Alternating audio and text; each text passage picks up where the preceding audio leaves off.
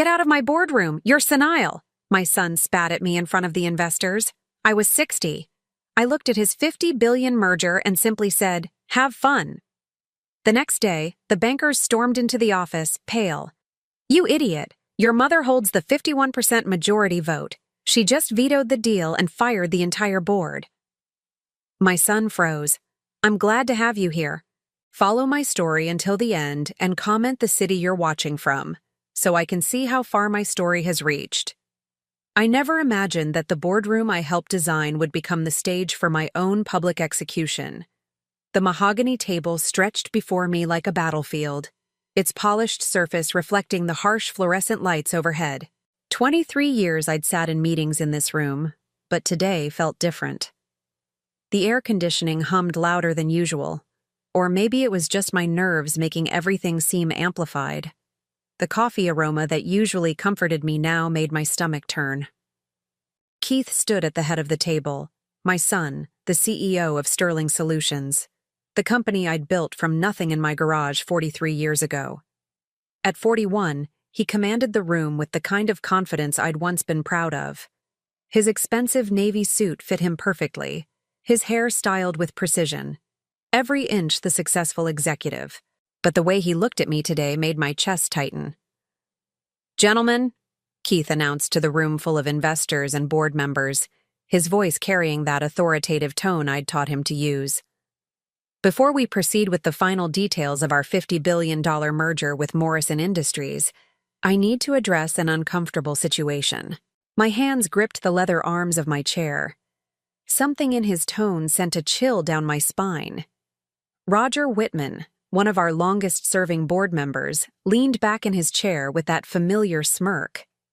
At 55, he'd always treated me like an old relic who'd overstayed her welcome. Frank Morrison sat beside him, representing the acquiring company, his pale blue eyes studying me with obvious impatience. "As you all know," Keith continued, his gaze settling on me with something that looked disturbingly like pity, "my mother has been struggling to keep up with the complexities of modern business."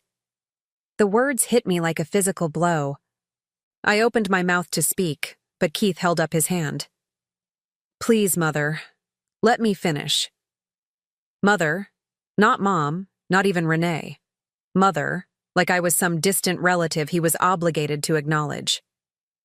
"The truth is," Keith said, turning to address Frank directly, "she's been becoming increasingly confused about company operations. Yesterday, she suggested we reconsider the merger terms because she thought we were selling too low. She doesn't understand that $50 billion represents the opportunity of a lifetime." Heat rushed to my face. I had suggested reconsidering, not because I was confused, but because I'd actually read the fine print. The merger would gut our employee pension fund and eliminate our profit-sharing program. Programs I'd fought for decades to establish. "Keith," I said quietly, trying to maintain some dignity, "perhaps we could discuss this privately." Roger chuckled, the sound like nails on glass. "See what I mean?" he said to Frank. "She still thinks she has a say in strategic decisions." The humiliation was spreading through me like poison. These men I'd known for years, whose careers I'd helped build, were watching my own son dismantle me piece by piece. Keith's expression softened just enough to look patronizing. "Mother, I know change is hard at your age. You're 65 now, and it's perfectly natural for cognitive function to decline. But this merger is happening with or without your approval." 65. He said it like I was ancient, like reaching 65 meant automatic incompetence. I thought about all the late nights I'd spent building this company while he was sleeping safely in his crib. The sacrifices I'd made, the risks I'd taken, the dreams I'd turned into reality. "I built this company," I whispered, my voice barely audible above the air conditioning. Keith's jaw tightened. "No, Mother. You started a small consulting business. I built this into a $50 billion corporation." The room fell silent. Even Frank shifted uncomfortably in his chair. "Get out of my boardroom," Keith said suddenly, his voice sharp enough to cut glass. You're senile, and frankly, you're embarrassing yourself and everyone here." The words echoed off the floor-to-ceiling windows that overlooked the downtown skyline. Beyond the glass, the city continued its busy rhythm, oblivious to the fact that my world was crumbling. I stood slowly, my legs shaking slightly. Not from age or frailty, but from the sheer magnitude of betrayal washing over me. This was my son, the boy I'd rocked to sleep, whose scraped knees I'd bandaged, whose college tuition I'd paid even when money was tight. "Keith," I said one more time, hoping to find some trace of the child I'd raised in those cold eyes staring back at me. "Security will escort you out if necessary," he replied without emotion. Roger was practically glowing with satisfaction. Frank looked relieved that the old woman problem was being handled efficiently. The other men in the room studied their papers or stared out the windows, pretending not to witness this family destruction. I picked up my purse with hands that weren't quite steady and walked toward the door. Each step felt like I was walking through quicksand. The grandfather clock in the corner, Thomas's clock, the one I'd brought from home when we moved the company to this building, ticked loudly in the silence. As I reached the door, I turned back one last time. Keith had already moved on, spreading papers across the table, explaining merger timelines to Frank as if nothing had happened. As if he hadn't just shattered his mother's heart in front of a room full of strangers. "Have fun," I said quietly, my voice carrying just enough to make him look up. For a split second, something flickered across his face. Confusion, maybe, or doubt. But it was gone so quickly I might have imagined it. I walked out of the boardroom, down the marble hallway I'd walked thousands of times before, past the reception desk where Janet, my former secretary, looked at me with eyes full of sympathy and questions she couldn't ask. The elevator ride down 32 floors felt endless. I studied my reflection in the polished steel doors. 65 years old, silver hair neat in its usual chignon, wearing the navy blazer Thomas had always said brought out my eyes. I didn't look senile. I looked tired, heartbroken, but not senile. When the elevator doors opened onto the lobby, I stepped out into the autumn afternoon. The October air was crisp against my face, carrying the scent of fallen leaves from the small park across the street. Normal sounds surrounded me: traffic, conversations, the ordinary rhythm of a city at work. But nothing felt normal anymore. I sat in my car for several minutes before starting the engine, my hands gripping the steering wheel as I tried to process what had just happened. My phone buzzed with a text from Janet. "Mrs. Sterling, I'm so sorry. Are you okay?" I stared at the message, then turned off the phone without responding. How could I explain that my son had just stripped away everything I'd worked for, everything I was, in front of a room full of people who'd once respected me?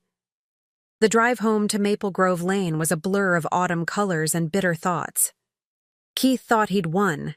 He thought I was a helpless old woman he could dismiss whenever convenient. But as I pulled into my driveway, past the oak trees Thomas and I had planted when Keith was little, I found myself smiling. A small, quiet smile that would have surprised my son if he'd seen it. There was something Keith didn't know about me. Something no one in that boardroom knew. And tomorrow they were all going to find out exactly who they'd underestimated. That night, I sat in my home office surrounded by ghosts. Thomas's old briefcase sat open on my oak desk, its leather worn soft from decades of use.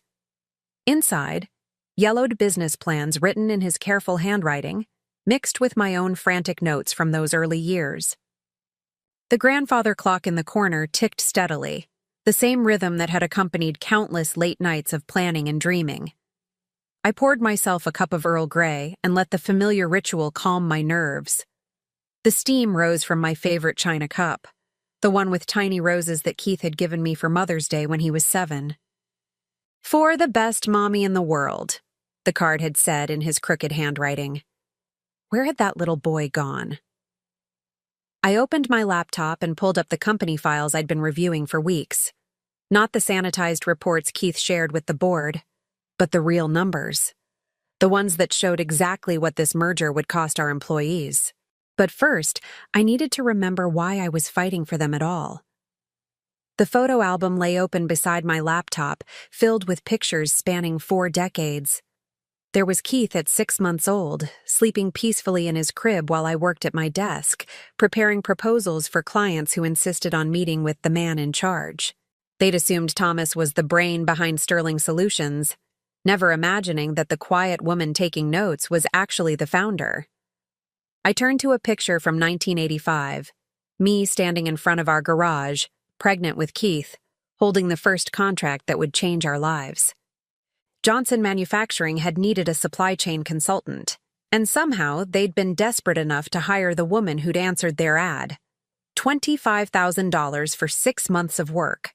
It seemed like all the money in the world. Thomas had been so proud that day. "You're going to build something amazing, Renee," he'd said, his arms around my growing belly. "This baby's going to grow up knowing his mother can do anything." The irony was almost too bitter to swallow. I flipped through more pages, watching Keith grow from a toddler playing with toy trucks in my office to a teenager rolling his eyes at my business advice. There were gaps in the photos, periods when I'd been too busy traveling, too consumed with keeping the company afloat, too exhausted to document our lives. Those gaps told their own story. The merger documents spread across my desk painted a clearer picture of Keith's priorities. Morrison Industries wanted our client base and our technology patents.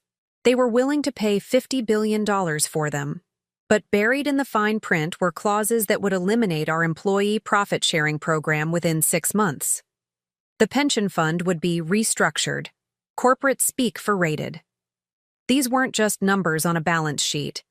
These were Janet's retirement plans, and Henry's daughter's college fund, and Maria's dreams of buying her first house.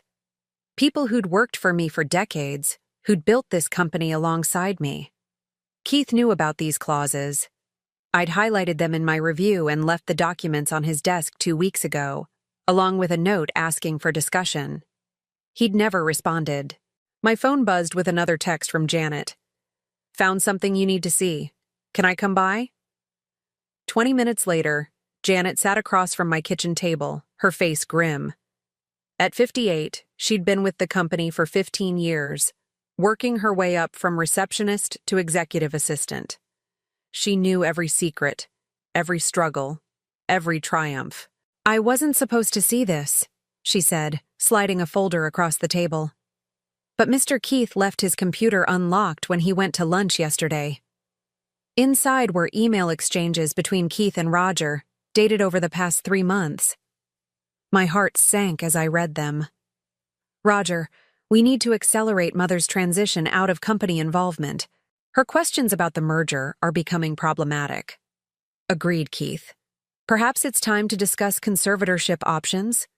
At her age, a few concerned family members could easily establish diminished capacity. "Let's not go that far yet. I think public embarrassment might be more effective. If she's humiliated enough, she might withdraw voluntarily." "Smart thinking. Your mother always was too proud for her own good." The words blurred as tears filled my eyes. Conservatorship.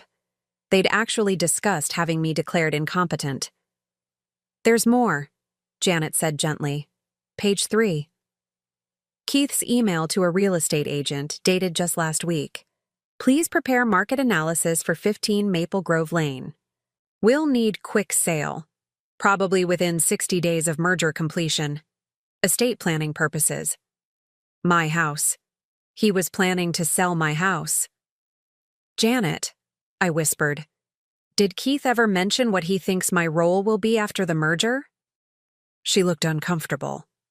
"He's been telling people you'll be moving to a nice assisted living facility, somewhere you can get the care you need." The full picture crystallized with devastating clarity. Keith wasn't just pushing me out of the company, he was erasing me entirely. The merger money would fund his vision of a life where I was safely tucked away, no longer an inconvenience or embarrassment. "Mrs. Sterling," Janet said carefully, "I know this isn't my place, but there has to be something you can do. This company is yours. You built it from nothing. I stared at Thomas's old briefcase, remembering the night he'd died. Cancer had taken him quickly, but he'd lived long enough to see Sterling Solutions go public. I'd held his hand as he made me promise to protect what we'd built together. "Take care of our legacy," he'd whispered. "But more than that, take care of yourself. Keith's young. He'll make mistakes. Don't let him destroy what you sacrificed so much to create." What I'd sacrificed: the missed school plays because I was traveling to client meetings, the family vacations postponed for product launches, the nights I'd worked until dawn while Keith slept, dreaming of the secure future I was building for him. I'd told myself those sacrifices were worth it, that Keith would understand someday, would appreciate what I'd given up for his security. Instead, he saw my dedication as evidence of my failures as a mother. "Janet," I said finally, "I need you to do something for me, but it has to stay between us." She leaned forward, her eyes sharp with attention. "I need you to call Margaret Davidson. Tell her I need to see her tomorrow morning. Early." Margaret had been my lawyer for 20 years. More importantly, she was one of the few people who knew about the documents Thomas had insisted on creating before his death. Documents that Keith had never seen, had never even suspected existed. "Should I tell her what this is about?" Janet asked. I smiled, and this time it wasn't the quiet, mysterious smile from the boardroom.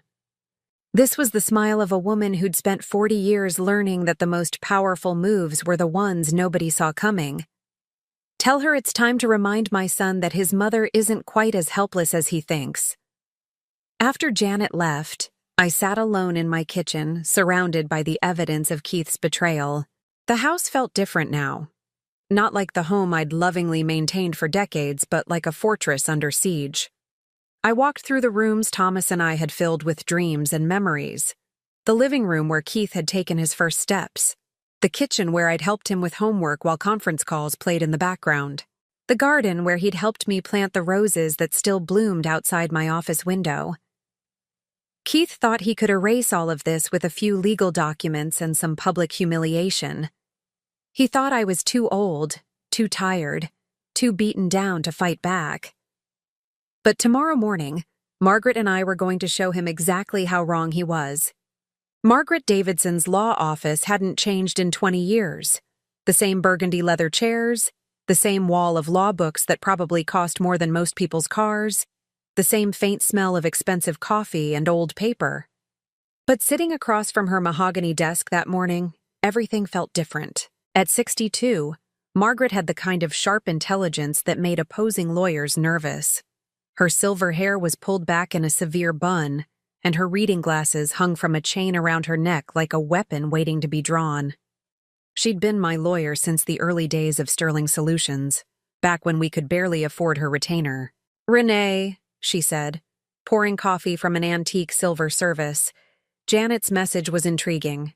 She said you need to remind Keith of something he's forgotten. I accepted the delicate china cup, my hands steadier than they'd been in days. "Margaret, I need to know exactly what power I have. The real power, not what Keith thinks I have." She raised an eyebrow and walked to her safe, a massive black steel monument that dominated one corner of the office.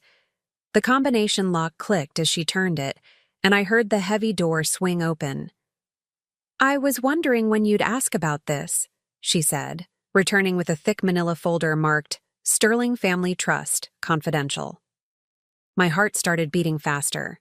Thomas had insisted on creating this trust in the months before he died, but the cancer had progressed so quickly that we'd never had time to fully discuss the details.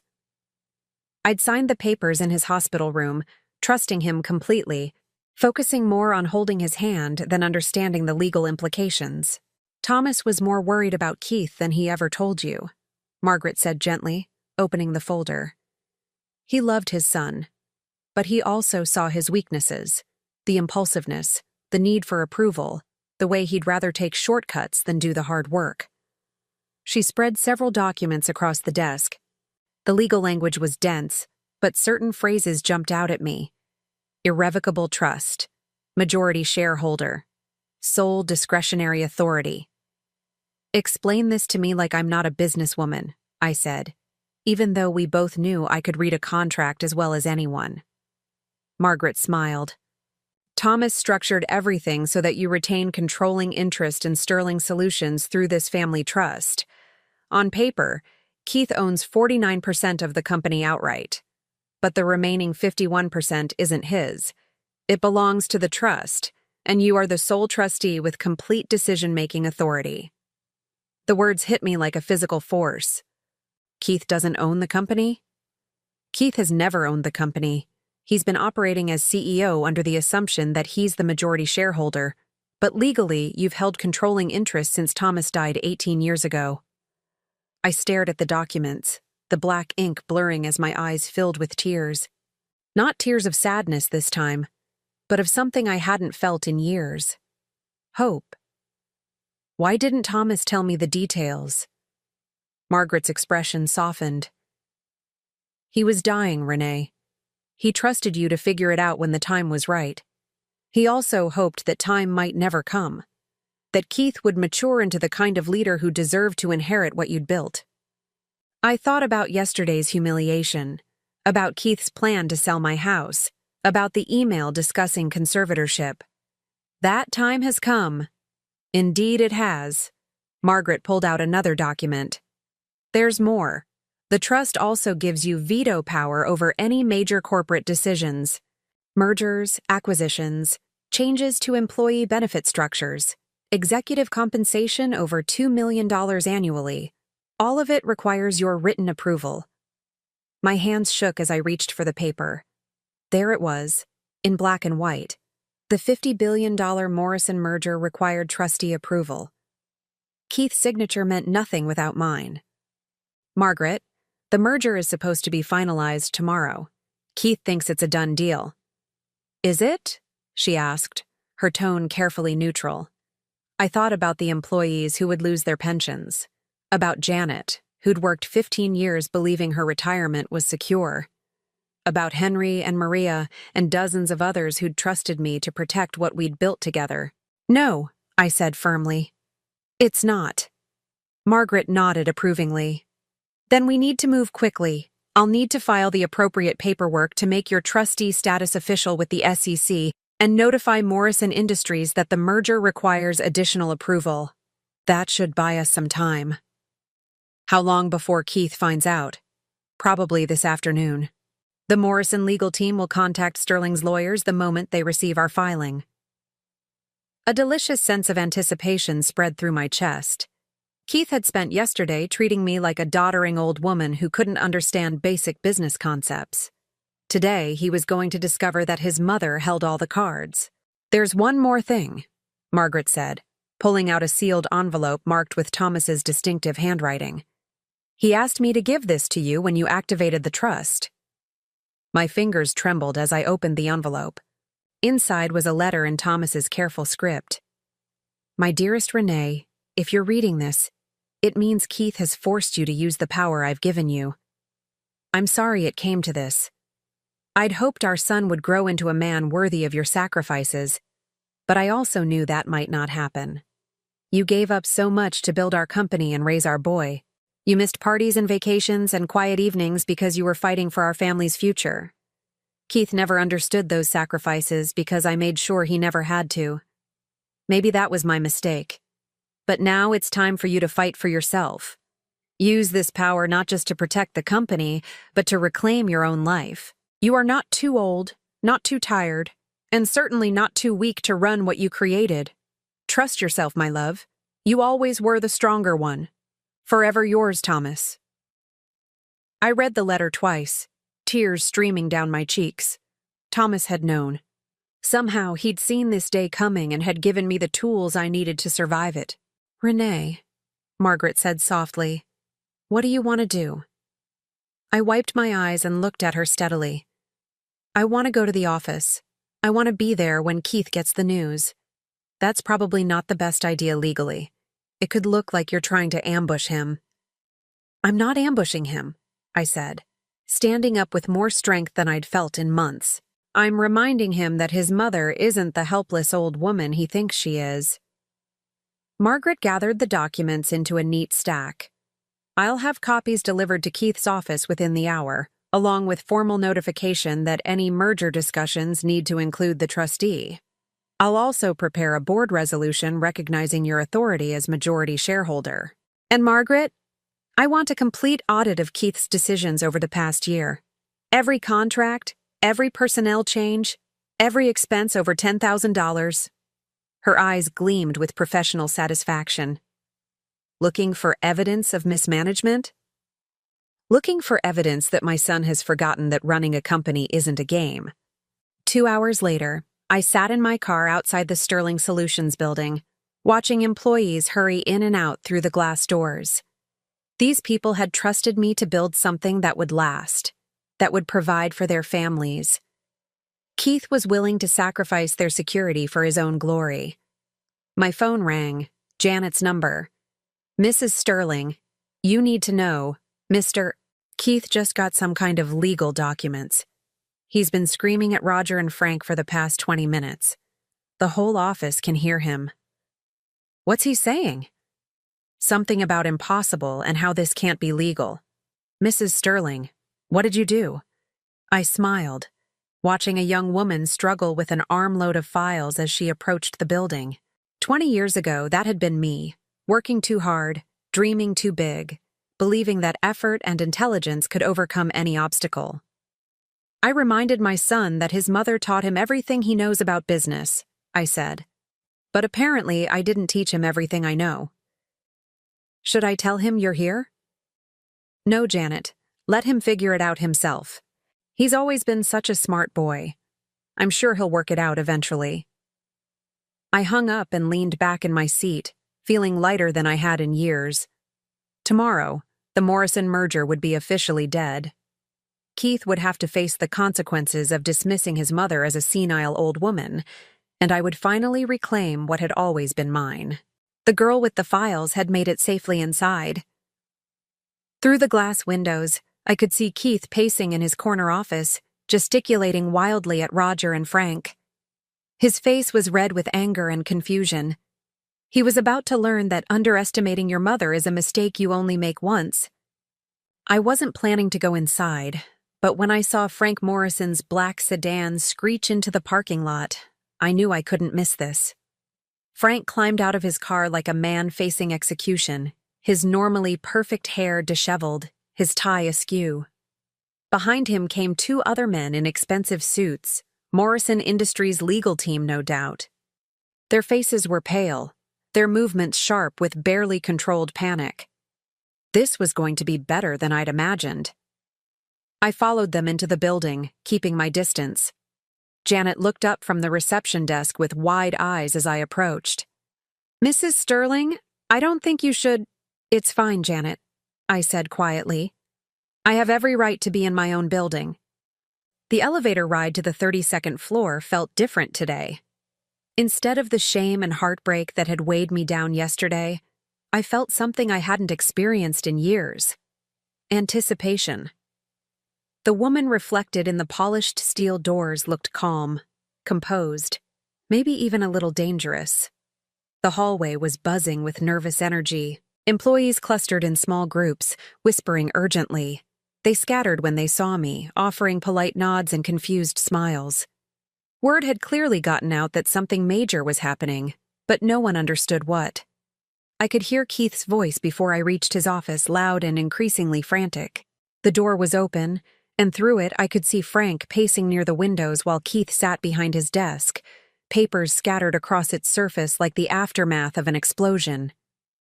This is impossible, Keith was saying, his voice tight with disbelief.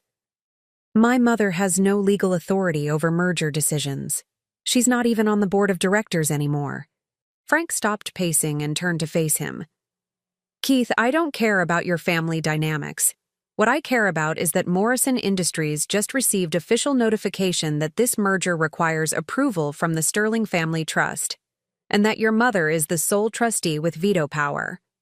That's ridiculous. I own 60% of this company.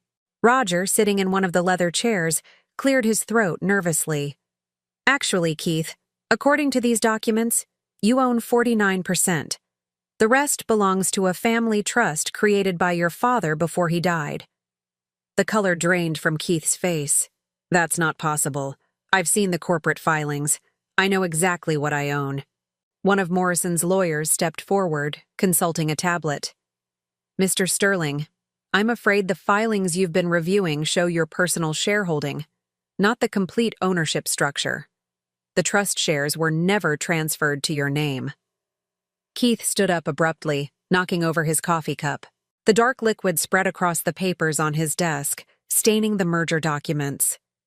Get Margaret Davidson on the phone. Right now. I already spoke with Ms. Davidson, Frank said coldly. She confirmed that Mrs. Renee Sterling has complete discretionary authority over all trust assets and decisions. The merger cannot proceed without her written approval. Then get my mother on the phone. Keith, Roger said carefully, after yesterday's board meeting, I'm not sure she's inclined to take your calls. That's when Keith noticed me standing in the doorway. His face went through several expressions: surprise, confusion, and finally something that might have been fear. Mother, he said, his voice carefully controlled. I was just going to call you. There seems to be some confusion about our corporate structure. I stepped into the office, moving slowly, savoring the moment. Frank and his lawyers watched me like I was a dangerous animal that might attack at any moment. Roger shifted uncomfortably in his chair, probably remembering yesterday's smug confidence. No confusion, Keith, I said pleasantly. Just information you never bothered to learn. Mother, we need to discuss this privately. Oh, I think we're past private discussions, I replied, settling into the chair facing his desk. After all, you had no problem discussing my alleged incompetence in front of these gentlemen yesterday. Frank stepped forward, his expression desperate. Mrs. Sterling, I'm sure we can resolve this misunderstanding.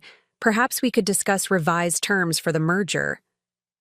There won't be a merger, I said simply.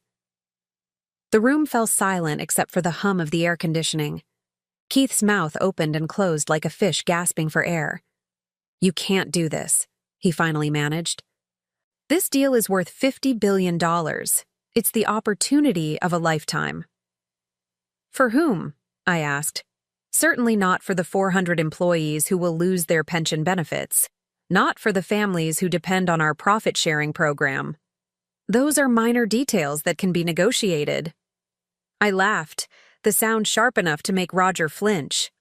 Minor details? Keith, those people built this company alongside me. Their families matter more than your bonus structure. Keith's composure finally cracked. You're being emotional and irrational. This is exactly why I said you weren't capable of making strategic decisions anymore. Emotional, I repeated slowly. Is that what we're calling protecting our employees now? Frank tried again.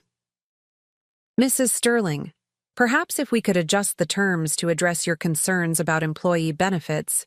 Mr. Morrison, I said, turning to face him directly. Your company's track record speaks for itself. 3 acquisitions in the past 5 years, and in every case, employee benefits were eliminated within 18 months. Why would this be different? His face flushed red. Those were necessary restructuring decisions. And this is a necessary decision too. The answer is no. Keith slammed his hand on the desk, sending papers flying. You can't destroy everything I've worked for because you're angry about one board meeting. One board meeting? I stood up, feeling my own anger rise. Keith, yesterday you called me senile in front of a room full of people. You told me to get out of my own boardroom. You treated me like a doddering old woman who couldn't understand basic business concepts. I was trying to protect you from... From what? From participating in decisions about the company I built? The company I sacrificed 40 years of my life to create? Roger tried to interrupt. Mrs. Sterling, perhaps we could schedule another meeting when emotions aren't running so high. Emotions, I said, my voice dangerously quiet. Mr. Whitman, yesterday you sat in that chair and laughed when my son humiliated me. You said it was a relief that the old woman problem was being handled efficiently. Did you think I wouldn't find out? Roger's face went white. Keith looked between us, confusion replacing anger. Keith, I continued, I know about the emails, the discussions of conservatorship, the plans to sell my house, the assisted living facility you've already researched. How do you... He stopped himself, but it was too late. How do I know? Because unlike you, I still have friends in this company. People who remember what loyalty means. Frank made one last desperate attempt. Mrs. Sterling, if we could just... Mr. Morrison, I said, cutting him off, I suggest you and your team leave now. The merger is dead, and it won't be resurrected. Keith can show you out. Frank's lawyers were already packing their briefcases. The merger they'd spent months negotiating had just evaporated in a single conversation with a woman they'd probably dismissed as irrelevant. This isn't over, Frank said as he headed for the door. Yes, I replied calmly. It is. After Morrison's team left, the office fell silent. Keith sat heavily in his chair, staring at the coffee-stained merger documents. Roger had disappeared, probably to start updating his resume. Mother, Keith said quietly, we need to talk. Now you want to talk, I observed. Yesterday you wanted me escorted out by security. I was protecting the company's interests. No, Keith, you were protecting your own interests. There's a difference. I moved toward the door, then paused. Oh, and Keith? Tomorrow morning, the board will be meeting to discuss some changes to company leadership. I suggest you prepare accordingly. His head snapped up. What kind of changes?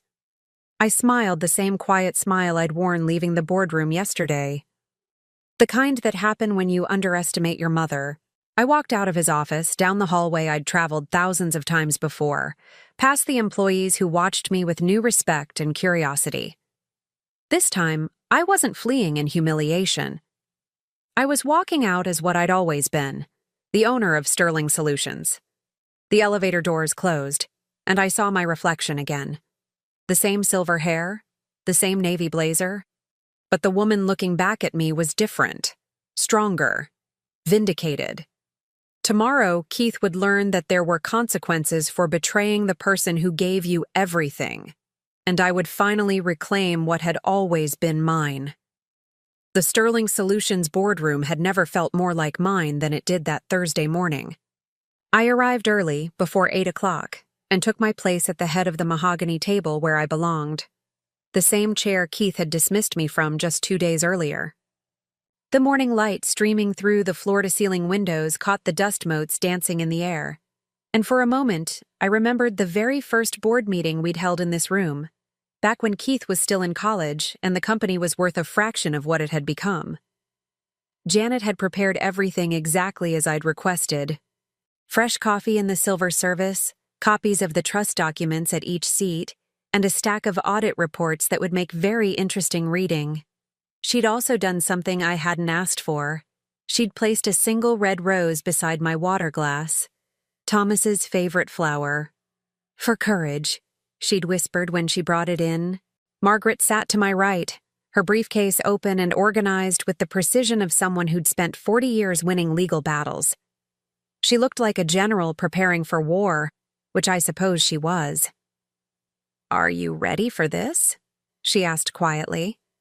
I touched the rose petals gently. I've been ready for 18 years. I just didn't know it.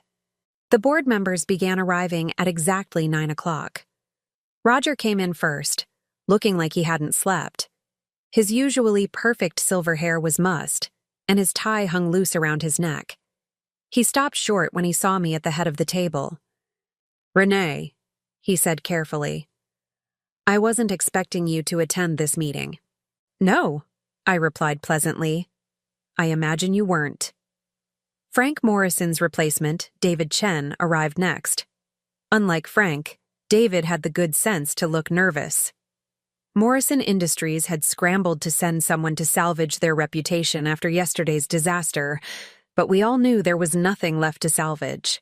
Keith was the last to arrive, and the change in him was startling. Gone was the confident executive who'd humiliated me 2 days ago. His expensive suit couldn't hide the defeated slump of his shoulders, and his eyes had the hollow look of someone who'd spent the night realizing his entire world had shifted beneath his feet. He took the seat across from me, the one usually reserved for visiting executives. Not the CEO's chair. That message wasn't lost on anyone in the room. "Good morning, everyone," I said, my voice carrying easily across the room. "Thank you for coming to this emergency board meeting. I know this is unusual, but recent events have made it necessary." Roger cleared his throat. "Renee, before we begin, I think we should address the elephant in the room. The Morrison merger is dead," I finished for him. "Permanently. Mr. Chen, I believe your company has already been notified?" David Chen nodded reluctantly. "Mrs. Sterling, Morrison Industries is prepared to discuss alternative arrangements." "There won't be any arrangements, Mr. Chen. Your company's track record with employee benefits makes any partnership impossible. You can show yourself out." Chen gathered his papers with obvious frustration. "This decision will cost Sterling Solutions billions in lost opportunities." "Mr. Chen," I said, standing slowly, "I've been making business decisions since before you were born. I think I can handle the consequences." After he left, the boardroom fell into uncomfortable silence. Keith stared at his hands, while Roger fidgeted with his pen like a nervous schoolboy. "Now then," I continued, settling back into my chair, "let's discuss the real purpose of this meeting. Margaret?" My lawyer stood and began distributing copies of the audit report. Over the past 18 months, this company has made several questionable decisions under Keith Sterling's leadership. The documentation is quite illuminating. Keith's head snapped up. "What audit? I never authorized any audit." "You didn't need to," I replied calmly. "As majority shareholder and trustee of the Sterling Family Trust, I authorized it. Just like I authorized the review of your compensation package, your expense accounts, and your decision-making process." Roger opened his copy of the report, and I watched his face go white as he read the first page. Keith reached for his own copy with trembling hands. "Some highlights," Margaret continued in her crisp professional tone. "Executive compensation increased by 300% over 18 months. Employee benefit contributions decreased by 25%. Profit-sharing payments delayed by an average of 90 days. And my personal favorite, a company retreat in Aspen that cost $400,000 for 12 executives." Keith's voice was barely a whisper. "Those were standard business expenses." "Standard?" I laughed, the sound echoing off the windows. "Keith, I built this company by staying in Holiday Inns and flying coach. You spent more on wine at that Aspen retreat than we used to spend on annual bonuses for our entire staff." "The business environment is different now." "No, you are different," I cut him off. "The boy I raised understood the value of money because he watched me work 3 jobs to keep us afloat. The man sitting across from me has forgotten where he came from." Roger tried to regain some control of the situation. "Renee, I think we're all letting emotions cloud our judgment. Keith has increased company profits by cutting employee benefits and inflating his own salary," I finished. "Roger, did you know that Keith's annual compensation is now higher than the total payroll for our entire accounting department?" The silence that followed was deafening. Margaret pulled out another document. "There's more. Keith Sterling has also been in discussions with 3 other merger candidates, all of whom would result in significant employee layoffs. The Branson Group proposal would eliminate 40% of current positions. The Hartwell Industries offer would move operations overseas." Keith finally found his voice. "Those were preliminary discussions, exploratory only." "Exploratory," I repeated, tasting the word like something bitter. "Keith, were you planning to explore these options before or after you had me declared incompetent?" His face flushed red. "That was never—" "Roger," I said, turning to face him directly, "would you like to read the email you sent to Keith on October 15th? The one about conservatorship options? Roger's pen fell from his nerveless fingers. Renee, that was taken out of context. Context? I stood up, feeling the full weight of my authority for the first time in years. The context is that you and my son discussed having me declared mentally unfit so you could proceed with your plans without interference. The context is that you laughed when Keith called me senile. The context is that you've both forgotten that I am not some doddering old woman you can dismiss when convenient. Keith tried one more time. Mother, please. We can work this out. Family should stick together. The word family hung in the air like an accusation. Family, I said slowly. Keith, when you planned to sell my house, were you thinking about family? When you researched assisted living facilities without telling me, was that family loyalty? When you humiliated me in front of a room full of strangers, was that how family treats each other? Tears were streaming down his face now, but I felt no sympathy. The time for sympathy had passed when he'd chosen greed over gratitude. Here's what's going to happen, I announced to the room. Effective immediately, I am resuming the role of Chief Executive Officer of Sterling Solutions. Keith Sterling is terminated from all positions within the company. You can't do this, Roger protested. Keith has a contract. Keith's contract includes a clause about conduct detrimental to company interests, Margaret said smoothly. Attempting to have the majority shareholder declared incompetent certainly qualifies. I turned to Roger. Mr. Whitman, your services are also no longer required. Your replacement will be announced within the week.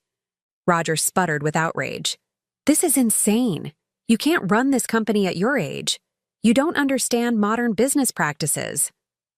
Roger, I said, my voice deadly quiet. I understand business practices just fine.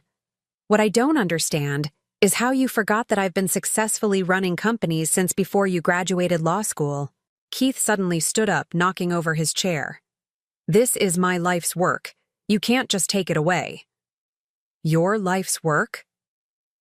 The words came out harder than I'd intended. Keith, I gave birth to you in the same year I incorporated this company. I nursed you while reviewing contracts. I taught you to walk in the hallway outside my first real office. This company isn't your life's work. It's mine. You've just been borrowing it. He stared at me like I was a stranger, which perhaps I was. For too long, I'd been the accommodating mother, the retired founder who stayed out of the way. He'd never met the woman who'd fought tooth and nail to build something from nothing. Security will escort you both out, I continued. Your personal items will be boxed and delivered. Your company credit cards are canceled as of this moment. Your access codes have been changed. Margaret handed Keith a thick envelope. Severance package, standard terms, nothing vindictive. Mrs. Sterling is being more generous than the circumstances warrant. Keith took the envelope with shaking hands. Mother, please, don't do this. I'm sorry for what I said. I was wrong about the merger. We can fix this. For a moment, looking at his tear-stained face, I almost wavered. This was still my son, the boy I'd raised and loved and sacrificed for.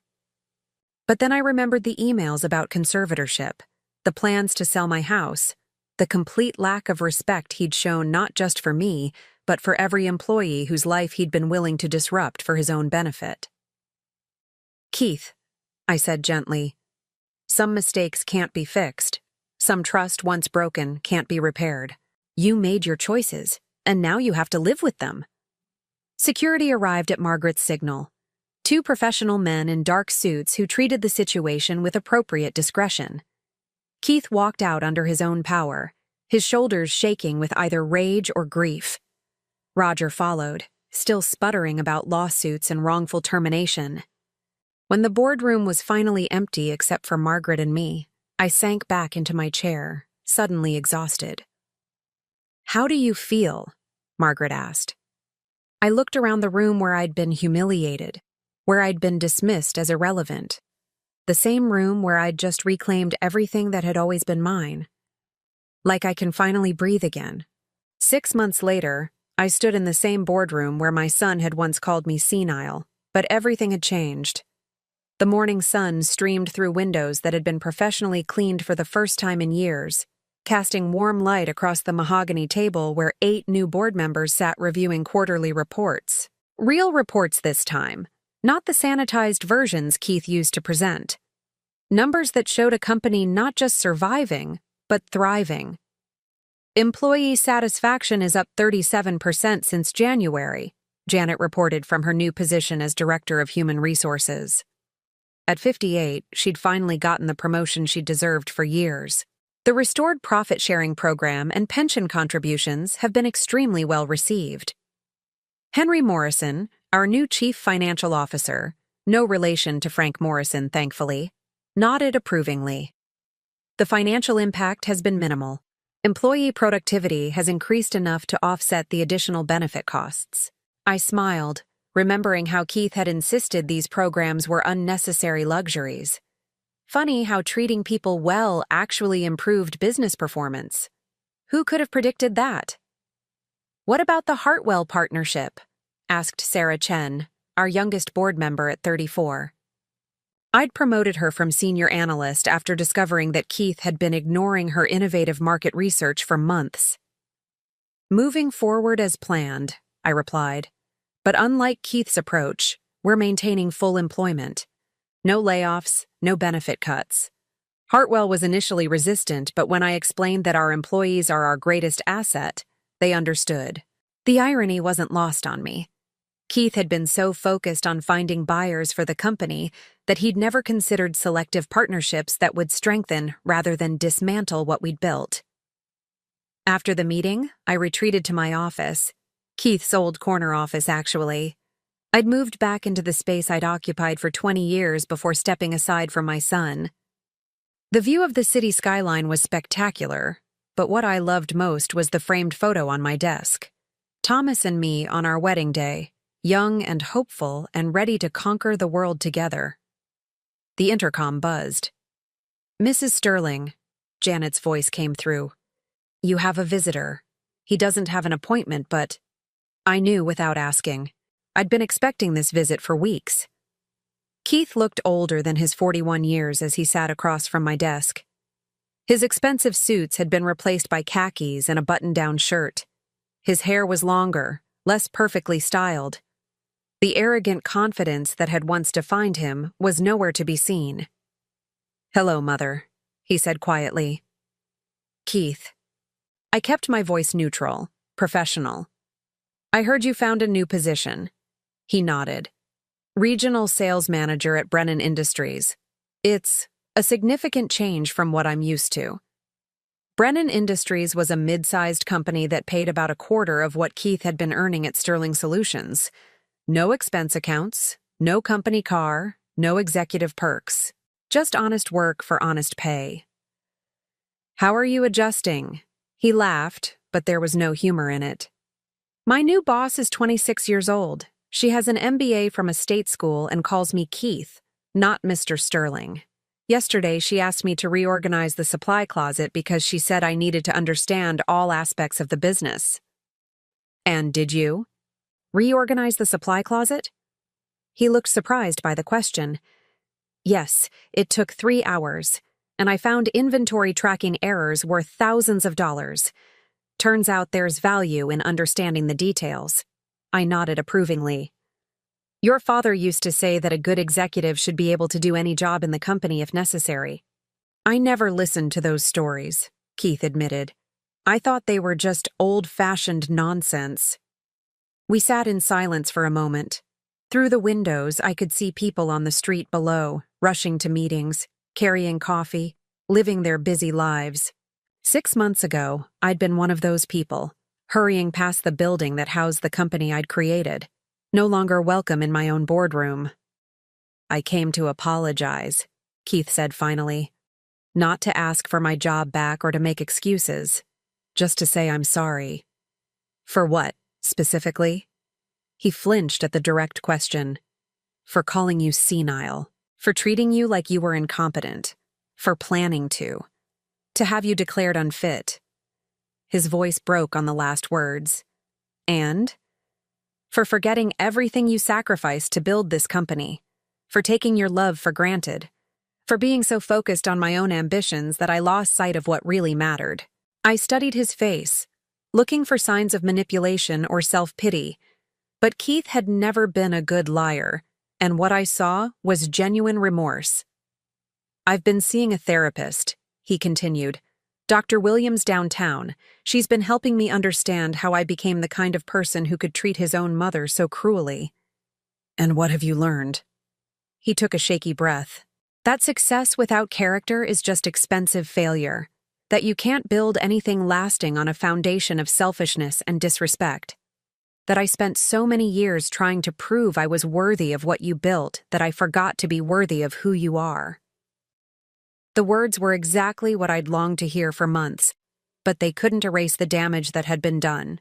The trust between us had been shattered, and trust, once broken, is nearly impossible to rebuild. "Keith," I said gently, "I'm glad you're getting help. I'm glad you're learning to see things differently. But an apology doesn't undo the choices you made." "I know." Tears were streaming down his face now.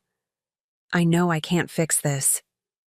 I just needed you to know that I finally understand what I lost. Not just the company or the money or the position. I lost you. I lost the respect of the person whose opinion mattered most." I reached into my desk drawer and pulled out a small wrapped package. "I was going to have this delivered to your apartment, but since you're here."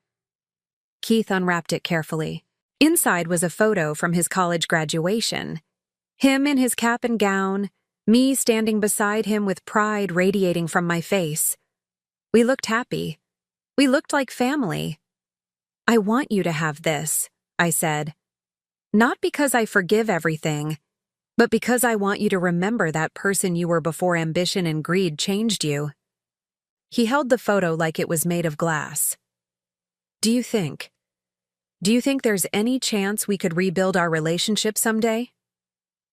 The question I'd been dreading. The one I'd been asking myself for months.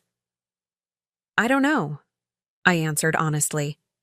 "Right now, I need time to heal from what happened. And you need time to prove that the changes you're making are real, not just convenient." Keith nodded, wiping his eyes. "If I could do it over." "But you can't," I said firmly. "None of us can. We can only move forward and try to do better." He stood to leave, then paused at the door. "Mother, for what it's worth, the company looks incredible. Everything you've done in the past 6 months, the employee programs, the new partnerships, the growth strategy, it's brilliant. Dad would be so proud." After he left, I sat alone in my office as the afternoon sun cast long shadows across the carpet. The photo he'd given back to me sat on my desk next to the one of Thomas and me. 2 different versions of happiness, separated by decades of choices and consequences. My computer chimed with a new email from Sarah Chen, confirming that the Peterson Industries partnership had been finalized. Another company that wanted to work with us because of our reputation for integrity and employee treatment, not because they wanted to strip us for parts. I thought about Keith, starting over at 41, learning humility from a boss young enough to be his daughter. It wouldn't be easy for him, but maybe that was exactly what he needed. Maybe real character could only be built through real struggle. Margaret knocked on my doorframe. "How are you doing?" "Better," I said, and realized it was true. Much better. "Any regrets about Keith?" I considered the question seriously. 6 months ago, the thought of firing my own son would have been unimaginable. Now, looking at the quarterly reports that showed every department thriving, at the employee satisfaction surveys that revealed genuine excitement about the company's direction, at the new partnerships built on mutual respect rather than predatory acquisition, I knew I'd made the right choice. "No," I said finally. "No regrets." That evening I drove home to Maple Grove Lane, past the oak trees that had grown tall and strong over the decades.